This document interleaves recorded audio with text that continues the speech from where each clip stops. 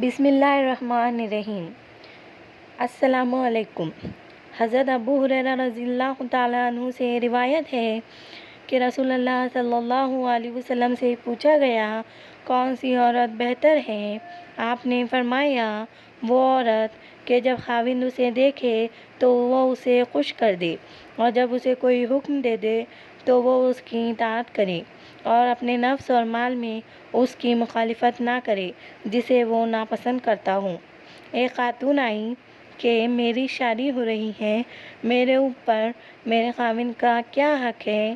تو آپ صلی اللہ علیہ وسلم نے ارشاد فرمایا، تیرے خاوند کے جسم پر پیپ سے بھرے زخم ہوں اور تو اپنی زبان سے چاٹ چاٹ کر زخم صاف کرے تو نے اپنے خاوند کا حق ادا نہیں کیا۔ خاوند کو سمجھایا کہ سب سے بہترین مسلمان وہ ہے جو اپنی بیوی سے اچھا سلوک کرتا ہے، اور میرا اپنی بیویوں کے ساتھ سب سے اچھا سلوک ہے۔ آپ صلی اللہ علیہ وسلم نے ہمیں معاشرات سکھا رہے ہیں۔ جب نبی کریم صلی اللہ علیہ وسلم نے عورت سے متعلق تعلیمات فرمائے تو آپ کے صحابہ کرام نے ان پر عمل کرنے کا حق ادا کر دیا۔ چنانچہ حضرت عمر رضی اللہ تعالیٰ عنہ اپنی طبیعت کی وجہ سے تو سخت مزاج تھے، مگر اہل خانہ کے ساتھ بہت محبت اور پیار سے رہتے تھے۔ ایک دن ایک شخص اپنی بیوی کی وجہ سے بہت دکھی تھا، چاہتا تھا کہ مجھے اجازت ملے اور میں بیوی کو دو چار ہوتے لگا دوں۔ چنانچہ وہ شخص حضرت عمر رضی اللہ تعالیٰ عنہ کے پاس اپنی بیوی کی بد اخلاقی کی شکایت کرنے کے لیے آیا۔ حضرت عمر رضی اللہ تعالیٰ عنہ نے اس کی بات سنی اور فرمایا، دیکھو یہ میری بیوی ہے، یہ میرے لیے کھانے پکانے والی خانسامہ کی مانند ہے، میرے لیے روٹی بناتی ہے، میرے کپڑے دھونے والی دھوبن ہے، میرے بچوں کو دودھ پلانے والی ہے، اور وہ میرے دل کو سکون دیتی ہے۔ میں اس کی وجہ سے حرام کاموں سے بچ جاتا ہوں، اس لیے ان سے درگزر کیا کرو۔ حضرت انس رضی اللہ تعالیٰ عنہ کہتے ہیں کہ رسول کریم صلی اللہ علیہ وسلم نے فرمایا، جس عورت نے اپنی پاکی کے دنوں میں پابندی کے ساتھ 5 وقت کی نماز پڑھی، رمضان کے ادا اور قضا رکھے، اپنی شرمگاہ کی حفاظت کی اور اپنے خاوند کی فرمانبرداری کی، تو اس عورت کے لیے یہ بشارت ہے کہ وہ جس دروازے سے چاہے جنت میں داخل ہو جائے۔ مظاہر حق۔ حضرت ابن عباس رضی اللہ تعالیٰ عنہ فرماتے ہیں کہ نبی کریم صلی اللہ علیہ وسلم نے فرمایا، مجھے دوزخ دکھلائی گئی تو اس میں زیادہ تر عورتیں تھیں جو کفر کرتی ہیں۔ کہا گیا، یا رسول اللہ، کیا وہ اللہ کے ساتھ کفر کرتی ہے؟ آپ صلی اللہ علیہ وسلم نے فرمایا کہ خاوند کی ناشکری کرتی ہے اور احسان کی ناشکری کرتی ہے۔ اگر تم عمر بھر ان میں سے کسی کے ساتھ احسان کرتے رہو، پھر تمہاری طرف سے کبھی کوئی ان کے خیال میں ناگواری کی بات ہو جائے تو فوراً کہہ اٹھے گی کہ میں نے کبھی بھی تجھ سے کوئی بھلائی نہیں دیکھی۔ مولانا طارق جمیل صاحب نے اپنے ایک بیان میں فرمایا، پہلا بنیادی رشتہ خاوند اور بیوی ہے، اور آخری رشتہ بھی خاوند اور بیوی ہے۔ آپ صلی اللہ علیہ وسلم سے پوچھا گیا، یا رسول اللہ صلی اللہ علیہ وسلم، آپ کو سب سے زیادہ کس سے پیار ہے؟ تو آپ صلی اللہ علیہ وسلم نے فرمایا، عائشہ صدیقہ سے۔ پھر پوچھا گیا تو آپ صلی اللہ علیہ وسلم نے فرمایا کہ ابو حقہ، مجھے عائشہ کے باپ سے زیادہ پیار ہے۔ اما عائشہ چھوٹی عمر کی تھی، آپ صلی اللہ علیہ وسلم انہیں آٹا گون کر دیتے تھے، جب ان کو آٹا گوننا آ گیا تو پھر چھوڑ دیا، ان کو سامنے بٹھا کر لقمے بنا کر کھلاتے تھے۔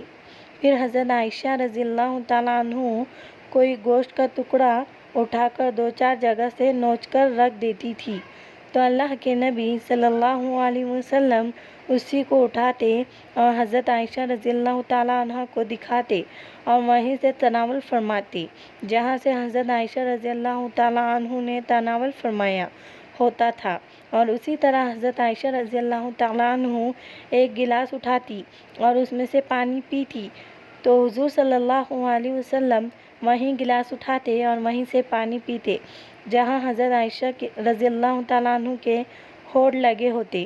یہ سب میری نبی کی معاشرات ہے، یہ میرے نبی کی زندگی ہے۔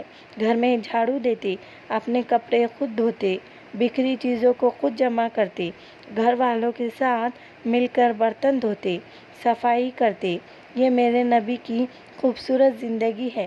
نبی کریم صلی اللہ علیہ وسلم سے پوچھا گیا کہ عورت پر سب سے پہلے کس کا حق ہے؟ تو آپ صلی اللہ علیہ وسلم نے فرمایا اس کے خاوند کا۔ حضور صلی اللہ علیہ وسلم ایک جہاد کے سفر سے واپس آ رہے تھے۔ اماں عائشہ ساتھ ہے۔ آپ نے صحابہ سے کہا کہ آگے چلے جاؤ۔ وہ سارے آگے چلے گئے۔ جب سارے نظروں سے غائب ہو گئے تو آپ صلی اللہ علیہ وسلم نے فرمایا عائشہ دوڑ لگاؤں گی میرے ساتھ؟ فرمایا جی ہاں لگاؤں گی۔ تو حضرت عائشہ رضی اللہ تعالیٰ عنہ فرماتی ہے کہ میں آگے نکل گئی، اللہ کے نبی صلی اللہ علیہ وسلم پیچھے رہ گئے۔ چاہے آپ جان بوجھ کر ہی دل جوئی کے لیے آہستہ ہوئے ہو۔ کچھ سال گزر گئے، پھر جہاد کے سفر سے واپسی ہو رہی ہے تو آپ صلی اللہ علیہ وسلم نے صحابہ سے یہی کہا کہ آگے چلے جاؤ، پھر وہ غائب ہو گئے۔ تو پھر آپ صلی اللہ علیہ وسلم نے فرمایا عائشہ رضی اللہ تعالیٰ عنہ دوڑ لگاؤں گی؟